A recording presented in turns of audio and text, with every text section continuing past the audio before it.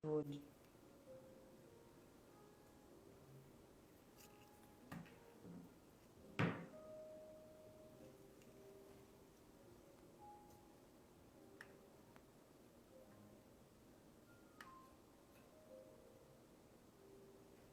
Olá, boa noite.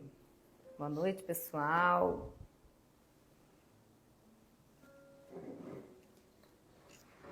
Vamos aguardar aí um pouquinho para o pessoal entrar. Estamos dando início à nossa live dessa noite, aonde abordaremos o assunto sobre as práticas inclusivas para alunos neurodivergentes. O que nós precisamos cada dia mais saber fazer para que as nossas crianças, os nossos aprendizes estejam aí incluídos no processo escolar da melhor maneira possível. Então, já teremos aqui Gesiane conosco, entrando nessa live. Vamos ver se ela já está aí se preparando. Estou aqui com o meu celular entrando também.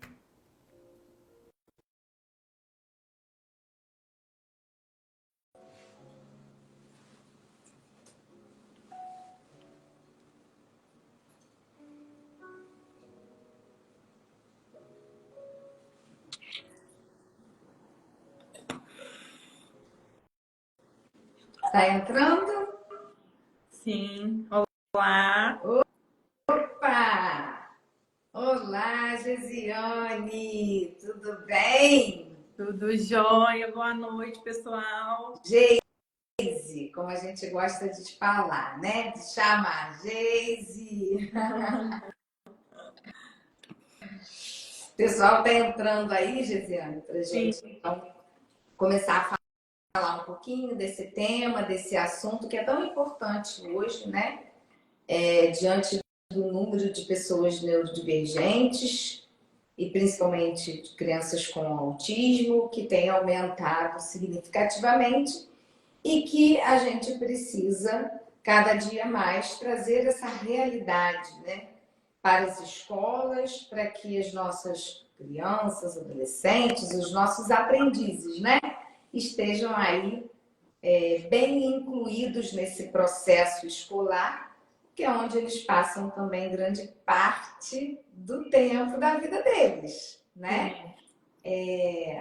A vida escolar, ela faz parte da criança, né? A gente não pode dissociar e como a educação é um direito de todos, a gente precisa aí estar trabalhando da melhor maneira possível para que elas realmente consigam atingir dentro do desenvolvimento delas, das habilidades delas, o nível de desenvolvimento escolar, né? Então, nós sabemos que existem dificuldades, que existem barreiras, mas que é um desafio grande, mas que nós cada dia mais queremos contribuir com essa realidade. Por isso nós estamos aqui hoje falando sobre esse tema que é tão importante e que tantas pessoas poderão ser aí ajudadas com esse tema, né? Gesiane, se apresenta um pouquinho, porque assim, acho que o pessoal que está aqui me conhece, mas de qualquer forma eu sou Virgínia, né? Virgínia Vasques, fonoaudióloga, fundadora, CEO aqui do Espaço Céu e também lá do Instituto Celebra, né? E nós estamos aqui hoje para falar sobre esse tema e Gesiane se apresenta então. Sim. Eu sou Gesiane, né? Mais conhecida como Geise. Aqui todo mundo me conhece como Geise. Sou pedagoga, sou psicopedagoga, sou especialista em análise de comportamento. A minha função aqui no Espaço Céu fazer essa ponte entre escola e clínica, né? Então, eu coordeno junto com os coordenadores de caso, os casos dos aprendizes que têm um acompanhante terapêutico na escola. Então, eu costumo falar que o diferencial do Espaço Céu é justamente isso, né? Ter uma pessoa específica, uma coordenação específica para dar esse direcionamento para as escolas, que é tão importante, né? É tão importante a gente sinalizar para as escolas, né? Falar sobre inclusão para as escolas e orientar as escolas da melhor forma. Então, como eu tenho uma experiência dentro do contexto de escola, né, e dentro do contexto clínico, a gente uniu essas duas vertentes, né? E aí a gente construiu a coordenação psicopedagógica, que tem grande valia aqui, né, de suporte para os coordenadores de casa. Então, hoje eu atuo com as crianças aqui do Espaço Céu, dando esse suporte para os coordenadores e para os acompanhantes terapêuticos que atendem no contexto escolar. Maravilha, e faz uma grande diferença, né? Realmente a gente vem trazendo, né, todo um diferencial para que a gente consiga incluir nossas crianças da melhor maneira possível, né? E ter aí uma coordenadora, né, voltada para pensar e desenvolver um programa que possa auxiliar as crianças na escola, dentro da estrutura, né, toda da aba, né, da análise do comportamento aplicada, é simplesmente maravilhoso e realmente é um diferencial, conforme a Gisele falou, né? Além aí do coordenador de casa, a gente conta com uma pessoa que tem tanto formação aí na aba quanto a formação relacionada ao desenvolvimento escolar, né, a parte psicopedagógica, que pode unir as duas coisas para construir, então, essa prática mais inclusiva, né? E aí, falando nisso, a gente fala, mas, enfim, o que seria essa inclusão escolar, né?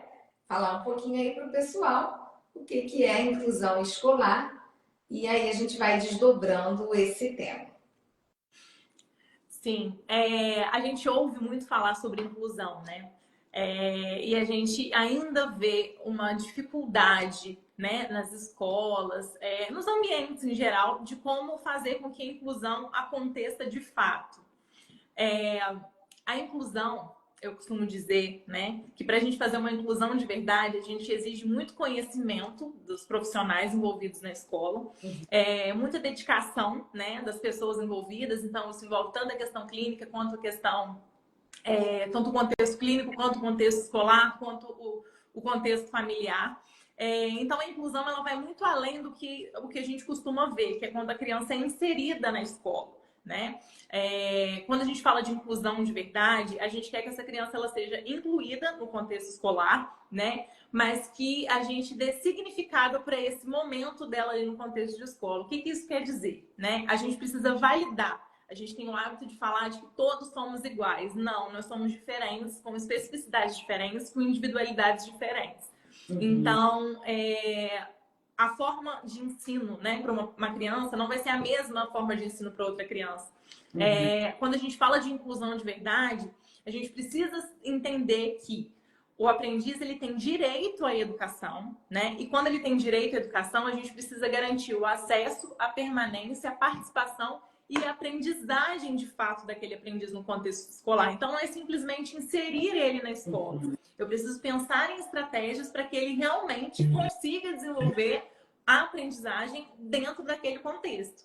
Então, se dentro daquele contexto escolar não existem meios, né, para que ele aprenda, eu, enquanto profissional, preciso criar meios e estratégias para que ele consiga acompanhar de fato a aprendizagem, né, o ensino ali naquele contexto escolar. Então, quando a gente fala de inclusão, a gente vai além de inserir aquela criança. Eu garanto, né, condições de aprendizagem. Então, eu estou efetivando que aquela criança está realmente incluída e não só inserida. Perfeito. Porque a gente escuta muito assim, né? Bota na escola para socializar. Bota na escola para socializar. A escola também é um meio, óbvio, que é um meio social. Sim. Né? Mas, obviamente, onde tem pessoas, onde tem pares, né? E, obviamente, isso vai naturalmente acontecer uma vez que somos seres sociáveis, né? Sim, Vai acontecer. Porém, não adianta dizer, vamos botar uma pessoa neurodivergente só para socializar. sim, Não é fazer inclusão, né? Socializar pode socializar em vários ambientes sociais, vários, né? Então, a escola não é só para isso, né? Vai nesse processo também, mas muito mais trazer essa inserção mesmo, né, do aprendiz na escola com práticas que possam auxiliá-lo a desenvolver-se no processo de aprendizado e não simplesmente somente socializar. Todo mundo tem capacidade de aprender, sim, né? Independente aí do seu nível cognitivo, né? A gente sabe que tem crianças que possam ter algum nível de rebaixamento cognitivo, mas elas também, na forma delas e com a técnica e a prática adequada, a gente vai achar o meio adequado para que ela aprenda, mesmo dentro das restrições cognitivas que ela possa apresentar, sim. né? E aí a gente consegue, dentro da realidade daquela criança, trazer esse benefício de inclusão escolar, né? Sim. E por que que eu falo que é importante o conhecimento, né? É importante que o professor, os profissionais envolvidos ali naquele contexto escolar, eles se preparem, se capacitem para lidar, né, com as crianças, né? Porque quando a gente conhece mais o aluno, a gente consegue perceber quais são as dificuldades que ele tem, né? E quais são as potencialidades que ele tem. Sim. Então, eu vou começar a trabalhar dentro disso. Então, não existe um aluno que não aprende. Existe uma forma de ensinar que eu preciso alinhar para aquele aluno. Então, eu costumo falar que quando a gente coloca um plano de ensino para alguma criança, se ela não está aprendendo, o problema não está nela, está na minha forma de apresentar aquela tarefa para ela que não é a forma adequada. Uhum.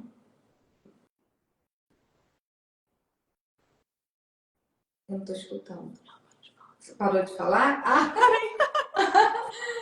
eu achei que você tivesse falhado aqui. Não, não. Com certeza, né? Porque como todo mundo tem capacidade de aprender, não tem uma forma, só que cada um aprende, mas por um meio, né? Por exemplo, eu gosto muito de recursos visuais, Sim, bastante, né? Para eu aprender só pelo auditivo, eu tenho que fazer um esforço enorme, me concentrar muito, até porque tempo, TDAH, né?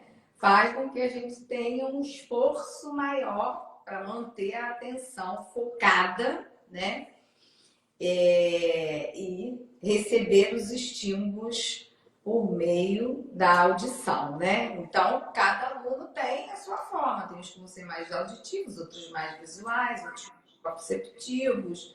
E aí a gente vai descobrindo para dar pistas nesse processo, né?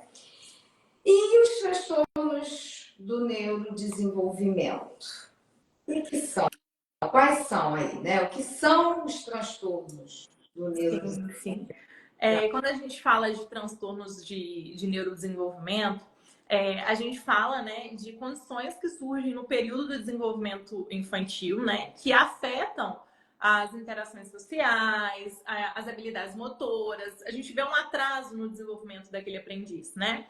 Então, o que a gente vê muito nas escolas? Às vezes a gente vê uma dificuldade do professor identificar qual é o transtorno e como lidar com aquele transtorno. Sim. Então, falando muito, né, dentro do nosso núcleo, né, falando sobre TEA, por exemplo, TEA, né, o transtorno do espectro autista, ele nunca vem sozinho, né? Ele sempre vem acompanhado com algum outro transtorno. Então, por exemplo, ele pode vir com TOD, né, que é o transtorno opositor desafiador.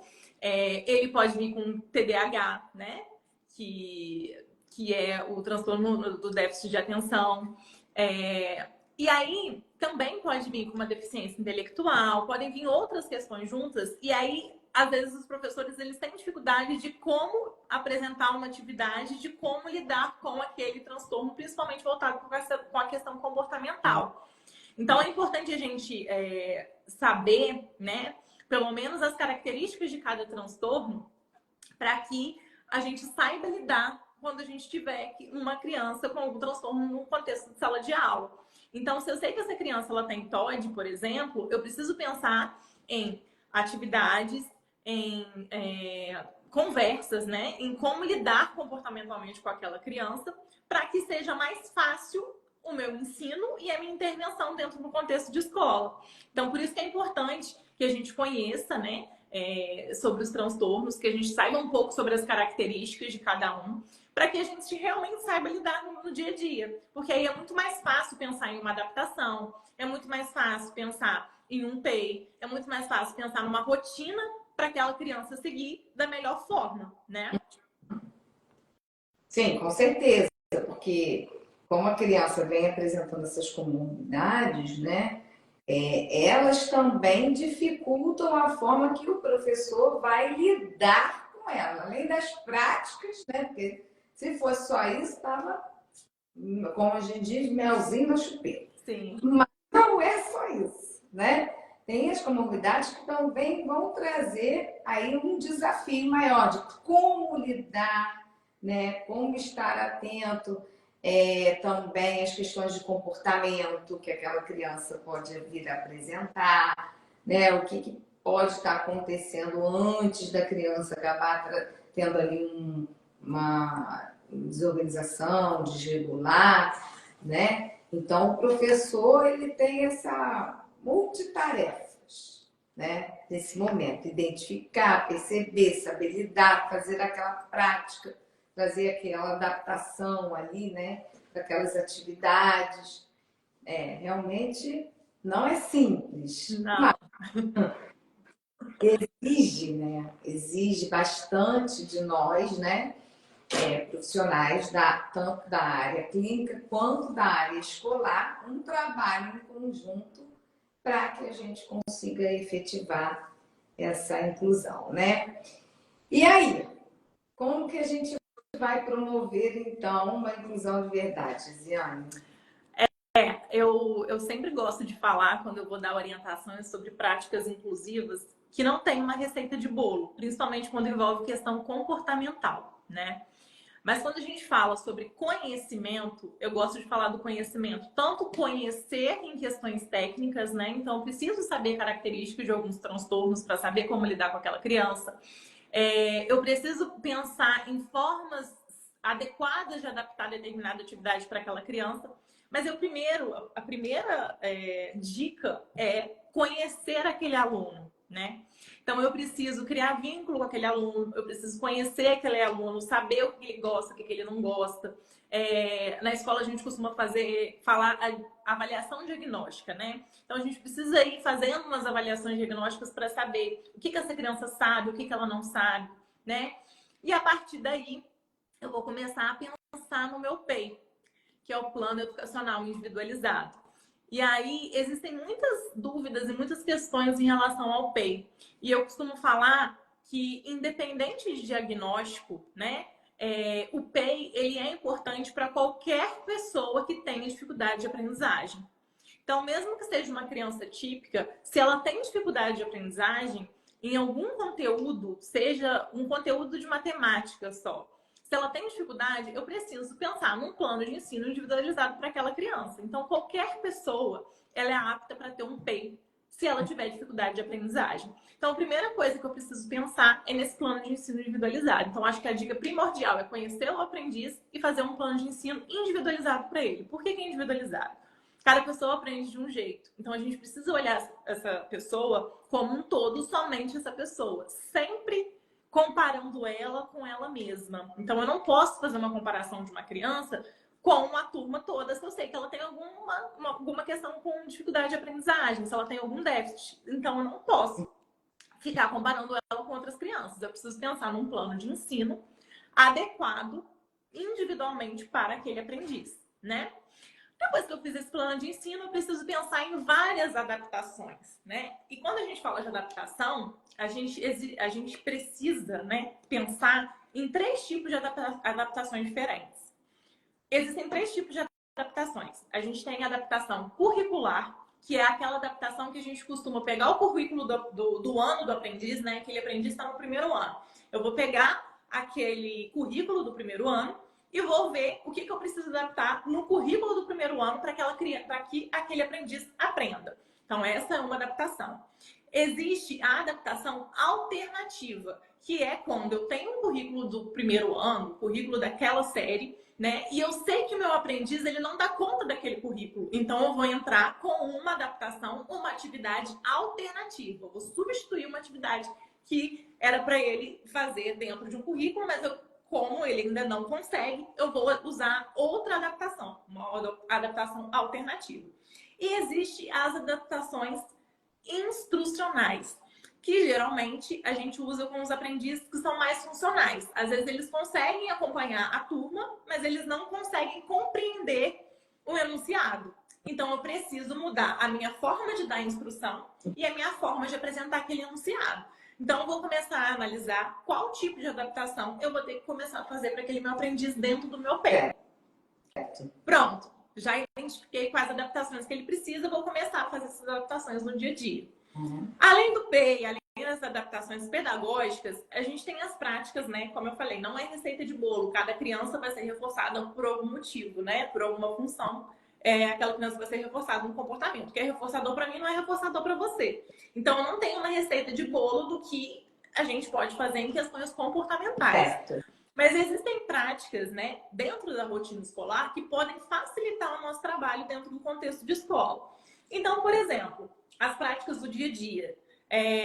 Falando em alunos com TEA, por exemplo, a gente tem a rigidez cognitiva, né? Então, eu falo muito que escola é um lugar propício para acontecer coisas que a gente não imagina que vai acontecer. É um lugar que acontece várias coisas ao mesmo tempo. Por mais que a gente programe o dia, sempre vai acontecer alguma coisa na escola que as coisas vão sair do controle. Sim. Então, é importante que a gente dê sempre previsibilidade para aquele aprendiz. Então, como é que eu posso dar previsibilidade para ele? Eu posso montar uma rotina visual para aquele aprendiz. Sim. Eu posso apresentar imagens para ele do que vai acontecer. Eu posso mostrar um timer para ele, né?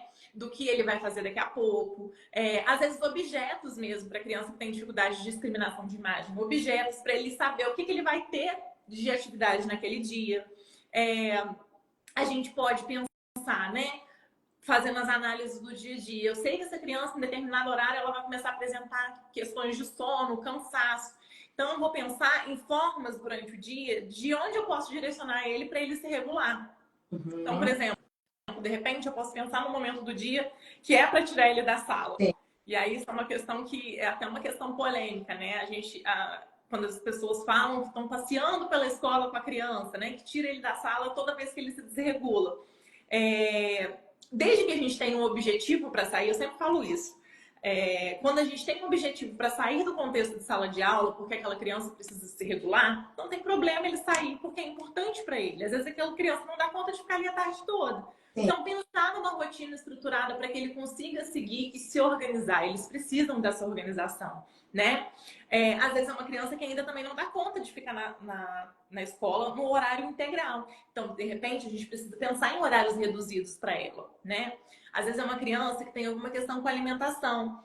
É muito difícil, Virgínia, a gente desconstruir algumas coisas que a gente tem da escola. Então, toda vez que eu falo de inclusão, eu gosto de falar de ressignificar. Ressignificar todas as práticas que a gente, enquanto professor, a gente tem. Porque a gente tem sempre uma rotina de que tem que lanchar no mesmo horário, de que se tiver que lanchar agora, todo mundo tem que lanchar junto. Mas às vezes a gente tem questões específicas que um aprendiz precisa de mais momentos de lanche. Então eu vou fracionar esse lanche dele. Então são práticas ali no dia a dia que eu, enquanto professora, né, eu posso fazer, né, para que evite um comportamento inadequado. Então são práticas ali, né, sair da sala algumas vezes, levar brinquedos sensoriais para que aquele aprendiz consiga se regular ali em algumas situações. Então, sempre ter uma sala, né, específica, se precisar precisar levar para ele se regular, para ele se organizar. Então, é importante pensar nessas práticas, né? Que eu falo práticas gerais, porque cada aprendiz é de um jeito, então não é uma receita de bolo, isso vai depender do aprendiz, da observação que eu fizer, então eu preciso conhecer ele para pensar nessas estratégias. Mas são estratégias que funcionam muito bem, né? Além da parceria, que é muito importante. Além disso, né, das práticas que a gente pode ter no dia a dia, das adaptações que a gente precisa pensar, né? Quais adaptações são as adequadas? O bem feito. Para a gente promover uma inclusão de verdade, a gente precisa da sala, que lá em Juiz de Fora a gente chama AEE. Aqui as pessoas sabem que é o AEE, né? Mas na realidade, a famosa sala de recursos, que é de atendimento educacional especializado, né? Que ela proporciona, às vezes no horário de contraturno, né? O adequado é o horário de contraturno, mas ainda tem escola que faz dentro do horário escolar também. Que são momentos que a gente pode trabalhar recursos com aquela criança, né?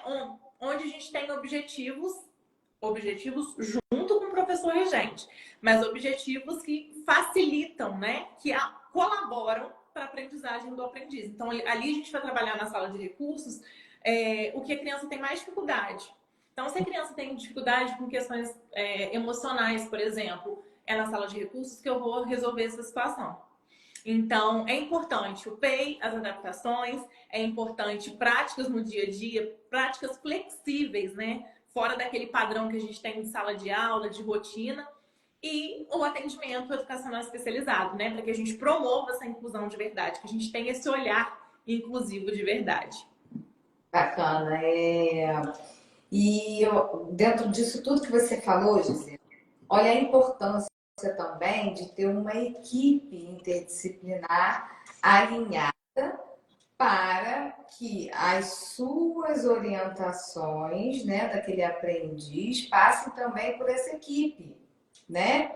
Tanto das questões, por exemplo, de reforçadores, né, das orientações que o coordenador de casa vai trazer, das questões de comportamento, de manejo, de como lidar com aquele aprendiz na escola.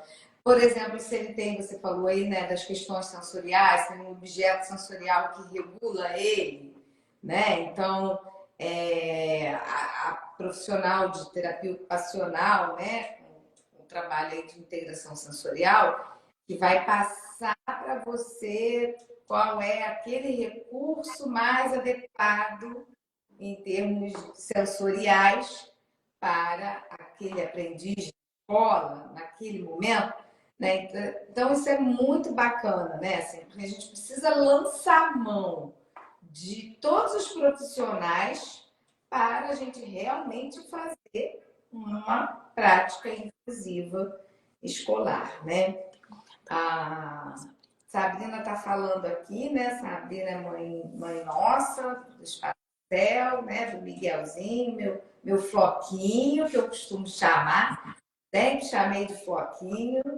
Veio piquititinho, atendi ele piquititinho.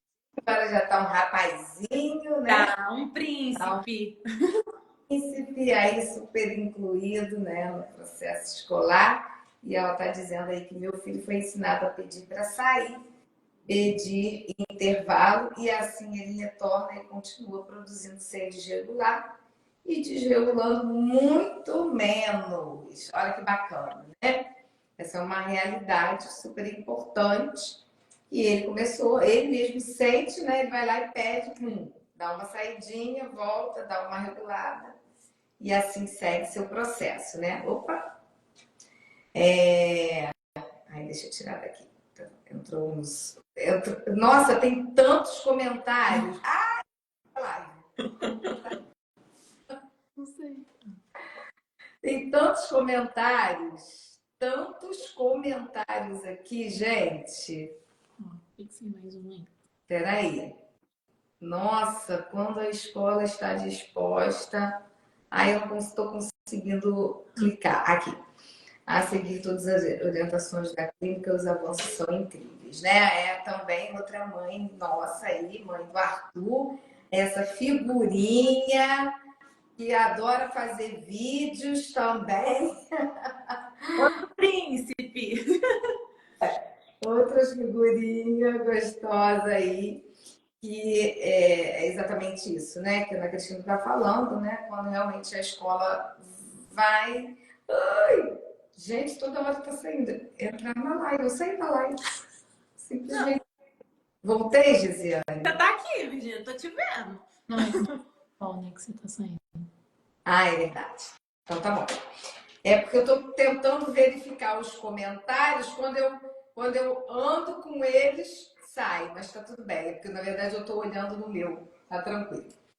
Tem muitos comentários, mas eu acho que eu não vou conseguir acessar todos os comentários, não. Gisiane, você consegue? Não, né?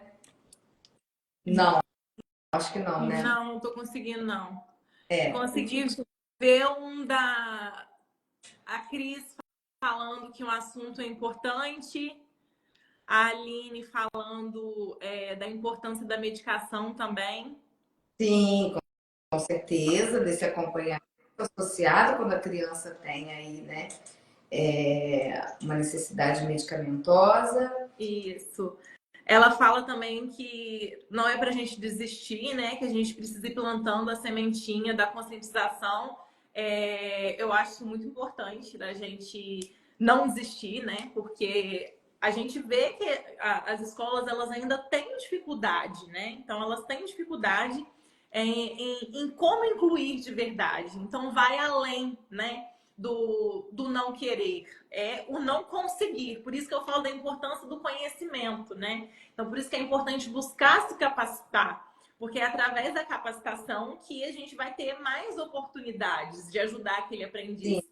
Então, é importante a gente trabalhar essa conscientização, mas sempre fortalecendo, né, com os professores o quanto é importante se capacitar. Uhum.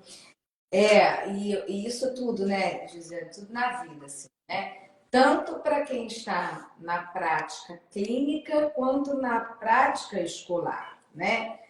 O conhecimento, ele nos ajuda a dar o passo inicial, né? E ele vai nos nortear o caminho. Agora, se eu não tenho conhecimento, qualquer caminho é caminho, né? Aí eu faço qualquer coisa, né? Não obtenho êxito e muitas vezes atrapalho o processo, né? Sem saber que está atrapalhando. Dificulta mais esse processo, inclusive, da própria generalização do conhecimento, né? Daquilo que está sendo ensinado, melhor dizendo, para o nosso aprendiz, né? Por isso, buscar conhecimento, seja os profissionais clínicos quanto os profissionais da educação, né? É fundamental para que a gente tenha sucesso e consiga realmente desenvolver uma inclusão efetiva, né? Sem conhecimento não adianta, né? Às vezes a gente vai às escolas, por exemplo, dar uma palestra. A Gisiane tem feito isso com a gente, né? Com o Espaço Céu. Outros profissionais, a Aline, Marina, né? Dentro da escola, né? Nesse trabalho de escola. É uma palestra introdutória, é uma palestra que inicia a falar sobre esse assunto, mas isso não é suficiente, né? É preciso realmente aprofundar o conhecimento, né? É preciso estudar, né?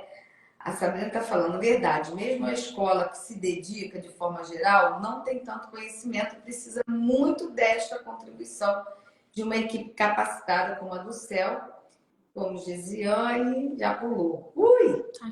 Está fixada?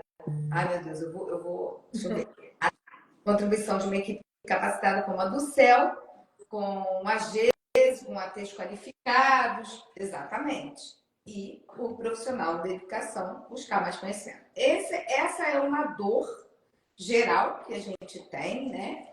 E, portanto, quando eu pensei no Instituto Celebra, foi pensando nisso, né? Em capacitar mais os profissionais, as empresas, as escolas, a fim de que a gente consiga realmente cumprir aquilo que é o nosso papel, né? de desenvolver as nossas crianças, os nossos aprendizes, desenvolver o potencial deles, as habilidades que eles têm, em conjunto, nessa parceria com a escola, com os pais, com seja quem for, né, que lida com as pessoas neurodivergentes, para que elas consigam, nós todos juntos consigamos, na verdade, fazer essa inclusão na sociedade como um todo, né? Não só na escola, mas como um todo. Sim. O Instituto Celebra veio para ajudar a capacitar mais as pessoas, porque muitas vezes também, Gesiane,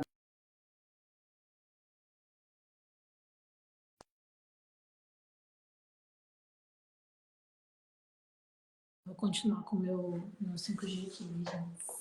sim, tivemos uma queda de energia aqui. Vamos ver se a minha travou, não sei se a de Gesiane travou. Voltei. Não, eu tô aqui. Deu certo. Tá me ouvindo? Deu certo.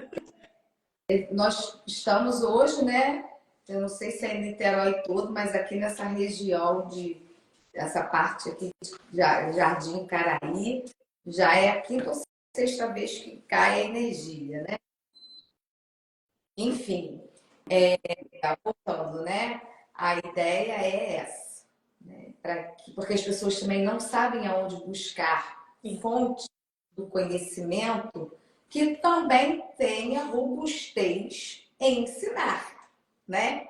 Para essas pessoas, porque às vezes a gente vê algumas pessoas se aventurando, iniciando, dando um curso, dando um treinamento, mas que muitas vezes não estão respaldados e baseados nas evidências científicas, num conhecimento prático, principalmente, né? Isso também é muito importante, né?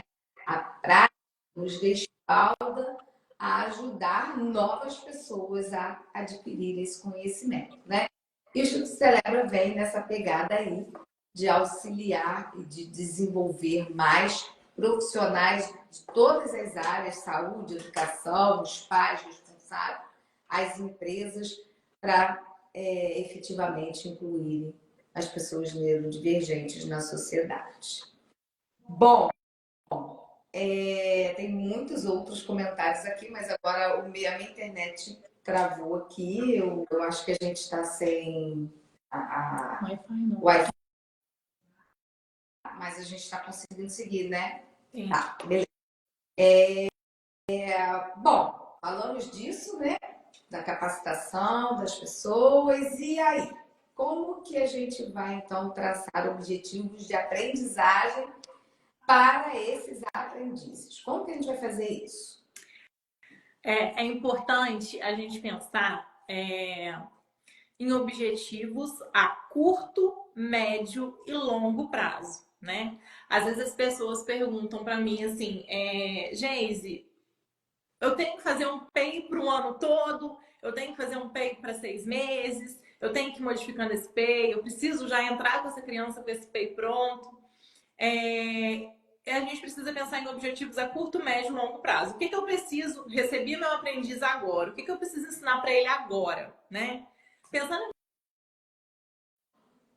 pensar em habilidades, requisitos de aprendizagem. O que é isso? Existem várias habilidades, né, dentro do desenvolvimento de uma pessoa, né? Então, quando eu falo de requisito de aprendizagem, então antes de eu pensar em ensinar essa criança a ler, antes de eu pensar em ensinar essa criança a escrever, eu preciso saber se ela tem habilidades, requisitos para isso, que são os requisitos para aprendizagem, né? Então, o que a gente tem aí, né? Primordialmente, a gente tem as habilidades desenvolvimentais. Quais são essas habilidades? São habilidades que a gente adquire, né? Geralmente na primeira infância. E aí a gente adquire, que é a questão de se comunicar, rastrear, compreender, né? Então a gente desenvolve isso. Quando a gente fala de crianças com dificuldade de aprendizagem ou com transtorno do desenvolvimento, então, a Luana veio avisar que o Wi-Fi voltou, mas eu acho que a minha internet está funcionando bem aí, né? Sim, sim, sim. Tá. E aí, quando a gente fala de crianças com transtorno gente sabe que o desenvolvimento desse aprendiz foi atípico, são habilidades que essa criança não adquiriu na primeira infância. Então, eu preciso trabalhar com essa criança essas habilidades iniciais. Então, primordialmente, se essa criança não sabe se comunicar, talvez o meu primeiro objetivo de aprendizagem dentro do contexto escolar é ensinar essa criança a se comunicar, ensinar essa criança a ter contato visual, ensinar essa criança a compreender, a rastrear, né? Então, são as coisas iniciais, né? As habilidades desenvolvimentais iniciais. Eu sei que essa criança consegue se comunicar, né? Eu sei que essa criança consegue rastrear, ela me compreende bem. Eu vou pensar nas habilidades de aprendiz. Quais são as habilidades de aprendiz? Né? São as habilidades pré-requisitos, que são as habilidades de sentar, esperar. Quando a gente fala, né, de foco, redução de comportamento inadequado. Então, não adianta eu pensar que eu vou inserir demandas pedagógicas para aquele aprendiz se ele tem dificuldade para se concentrar, dificuldade para ficar sentado, dificuldade para esperar. Então, eu preciso trabalhar habilidades de aprendiz, habilidades de aluno, né, para o contexto de sala de aula. Então, eu preciso ensinar essa criança a esperar, a sentar, para eu pensar em passar para as outras atividades. Então, se essa criança chega apresentando comportamentos inadequados no contexto de escola, a primeira coisa que eu preciso fazer é reduzir essas questões comportamentais para depois pensar em inserir conteúdos. Visto isso, eu vou pensar nas habilidades pré-acadêmicas, né? Que vão além ainda. Quais são as habilidades pré-acadêmicas, né? A gente chama de coordenação a limão, que é quando eu vejo se essa criança consegue fazer, né, o rastreio de escrever uma atividade e terminar de escrever aquela atividade, se ela começa e finaliza tarefas simples, se ela faz emparelhamento de objetos, se ela faz emparelhamento de figura, se ela faz emparelhamento de figura com palavra. Então, se eu sei que ela tem essas habilidades pré-acadêmicas, aí eu vou pensar no processo de leitura, aí eu vou pensar no processo de escrita. Então, antes de eu pensar num pedagógico, eu preciso ver se ela tem outras habilidades. Pensando em crianças com desenvolvimento atípico, eu tenho muitas outras habilidades para trabalhar antes de pensar um processo de ensino, antes de pensar no pareamento de cor, antes de pensar na leitura, antes de pensar na escrita. Eu preciso ver se ela finaliza atividades simples, se ela senta, se ela espera, se ela faz contato visual, se ela rastreia, se ela sabe se comunicar, ou seja, se ela sabe pedir para finalizar aquela tarefa, se ela sabe pedir intervalo para aquela tarefa. Então, conseguir tudo isso, eu vou pensar nas habilidades pré-acadêmicas. Ela consegue emparelhar objeto, ela tem coordenação a limão, ela consegue compreender. Pronto, agora eu vou pensar na parte de escrita, a parte acadêmica, a parte de currículo, né? Então, existem outras habilidades. E dentro disso, eu preciso pensar, o que meu aprendiz sabe? Eu recebi esse aprendiz, né? E aí eu falo muito sobre conhecer o aprendiz. Se a criança chegou para mim hoje, ela já era aluna da escola, o que eu, enquanto profissional, preciso saber? Se ela já era aluna da escola, eu preciso ver com o professor anterior o que ela já sabe, porque a partir daí eu vou ver o que eu preciso desenvolver com ela. Essa criança é nova, mas faz um acompanhamento terapêutico, né? Tem a equipe ali dando suporte, eu preciso buscar essas pessoas, então eu preciso procurar a TO, que atende ele, a coordenadora de casa, que dá suporte comportamental, eu preciso procurar a fono, que vai me ajudar na questão da alfabetização. Então, eu preciso ver o que ela já sabe e, a partir daí, construir o que eu preciso desenvolver. E é lógico, nossa observação, né? Eu falo muito que o professor ele tem um poder gigante, porque ele vai dar direcionamentos que, às vezes, um médico não vai conseguir dar, porque ele não tem tanto contato com aquela criança quanto o professor. Então, ele vai conseguir observar e traçar as estratégias a partir disso, né? E sempre pensar se os objetivos que eu estou pensando para aquele momento vai fazer sentido para aquele aprendiz naquele momento. Então, às vezes, eu quero ensinar para aquela criança a habilidade de colorir, mas essa criança ainda não consegue esperar e não consegue se comunicar. Então, eu preciso pensar o que faz sentido para a aprendizagem daquele aprendiz. Então, quando eu for traçar o objetivo, eu preciso pensar, esse currículo é adequado? É ideal para ele? O ambiente que ele está inserido, sendo feitas tarefas ali, para ele é apropriado, né? Eu estou exigindo alguma coisa além do que ele dá conta, porque ele pode estar tendo algum comportamento com fuga de demanda, porque eu estou apresentando uma atividade que ele não sabe fazer, né? O tempo que eu estou dando para ele, né, se organizar, para ele acessar um reforçador, por exemplo, é tempo suficiente? E qual que é o meu objetivo educacional mais importante? O que eu quero dele nesse momento? Às vezes uma criança que nunca foi na escola, e aí eu preciso fazer com que ela conheça a escola primeiro. Então, eu vou fazer meu primeiro objetivo a curto prazo, né? Meu primeiro objetivo é fazer com que ele fique na escola. Não importa quanto tempo, eu preciso fazer com que ele entre na escola. Às vezes a criança não quer entrar na sala. Então, meu segundo passo é fazer com que ele entre na sala e sente na cadeira por determinado tempo. Sim. Então, eu tenho outras coisas aí, né? Outras habilidades para trabalhar antes, de fato, a questão pedagógica, né? Que é lógico que as outras habilidades faz parte do contexto de escola, mas quando a gente fala de atividade de escola, os professores sempre vão pensar na questão acadêmica. Gente, mas eu preciso ensinar esse menino tá na fase de alfabetização, mas eu preciso ensinar esse menino a ler. Porém, ele não dá conta ainda, então eu preciso pensar em habilidades para desenvolver antes de chegar nesse objetivo. Sim, sim, com certeza. Até porque, assim, como a escola é num outro ambiente, por mais que aquela criança, por exemplo, né, que você falou dos objetivos desenvolvimentais, né? Então, por mais que aquela criança já esteja fazendo, né, tem essa habilidade de sentar, a escola é um outro ambiente, né? Então, ali tem inúmeros estímulos que podem levar à dificuldade dela se manter sentada lá na cadeira, né? É um outro ambiente. A clínica é um ambiente mais controlado, né? A escola já não é tão controlada porque tem mais crianças, tem outras pessoas circulando, tem barulho do lado de fora, tem criança na própria sala ou chorando, ou seja lá o que for, né? Então, isso faz com que aquele aprendizado que foi adquirido até no atendimento clínico, ele precisa ser reforçado e adaptado para a própria escola, né? E assim generalizar esse comportamento de sentar, né? Então, por isso que não é imediato, né? Papum. Tá na escola, já imediatamente, então, já que ele faz isso na clínica, ele já vai automaticamente fazer lá. Não, mas é um processo de adaptação e essas habilidades que ele já ganhou, agora ele tem que generalizar para esse outro ambiente, né? Até a gente conseguir, obviamente, que senão é uma regra, nem todas as crianças vão passar por esse processo, né?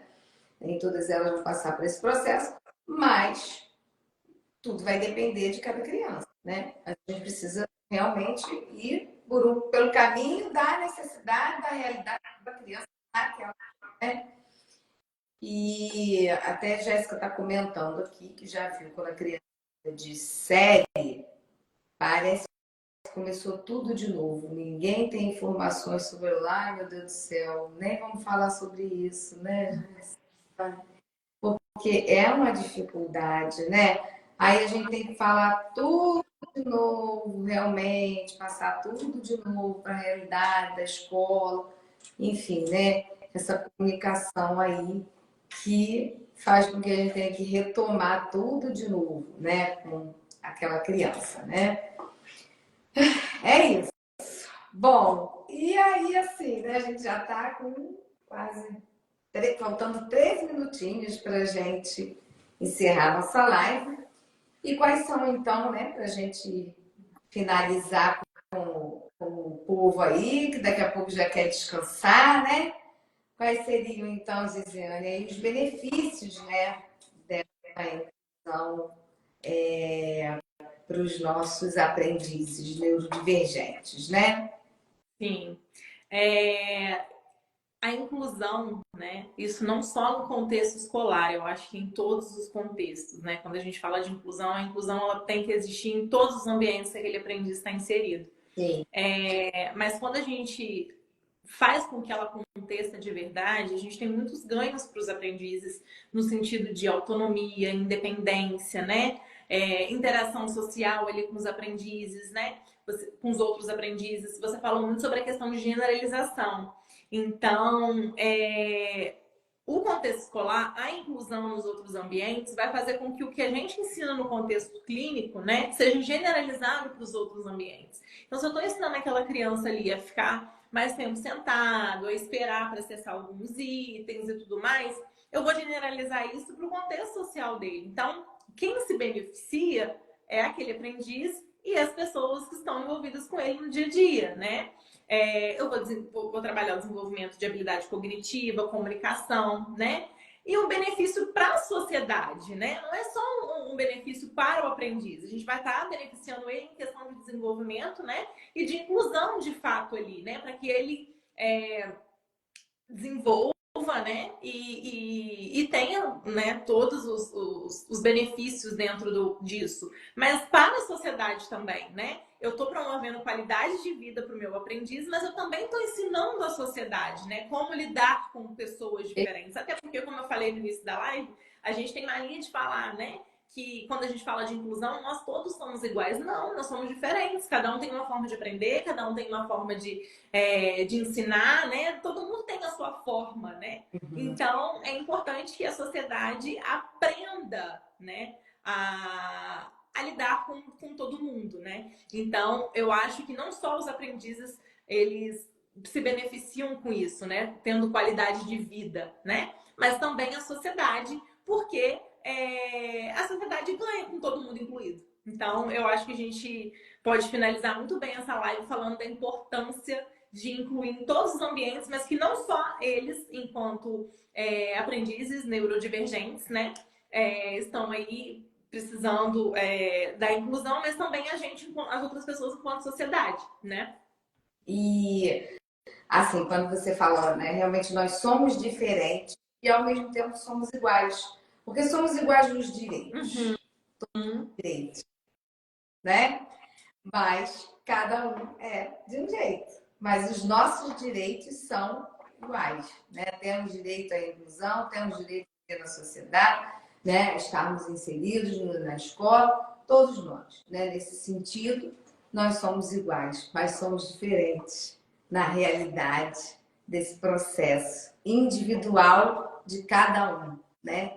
Em todos os âmbitos da vida de um indivíduo, né? Nós temos as nossas particularidades, subjetividades, individualidades, e com as pessoas neurodivergentes isso não é diferente, né?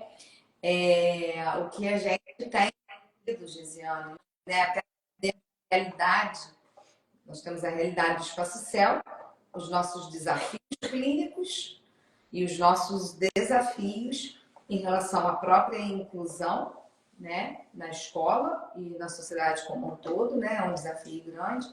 E o desafio também, como eu falei, da falta de conhecimento, da falta de informação.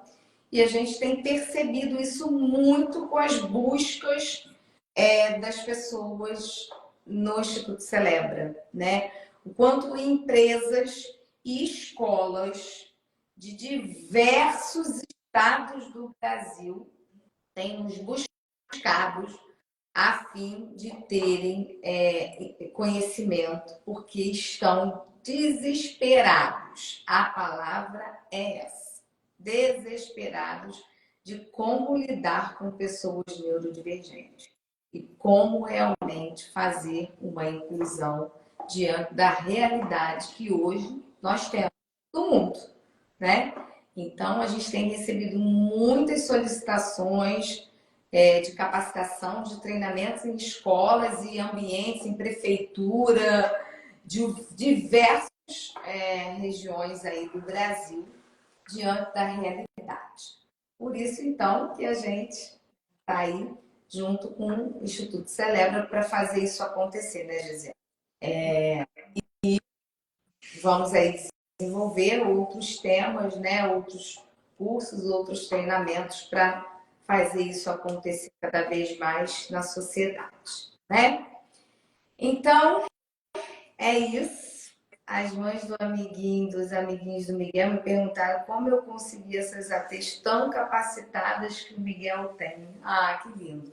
Os amiguinhos amam. Legal. Gente, mães, muito obrigada pela participação de todos, todas as mães que estão aqui com a gente, todas as mães queridas, né, parceiras.